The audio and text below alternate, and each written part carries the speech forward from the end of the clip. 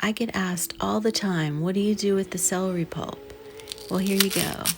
2 cups of celery pulp, 1.5 cups of cauliflower rice, broccoli stems, ginger, turmeric, parsley. You can mince or juice these items. I use the pulp from these ingredients. 1/4 cup ground flax seeds, your favorite seasonings. These are mine. Mix this really well, then divide the batter and put them on 2 sheets, 1/4 to 1/2 inch thick. Spread your favorite topping, pat it in, and then dehydrate for 4 or 5 hours until you can remove them from the sheet. Then put them back in for another 5 to 8 hours.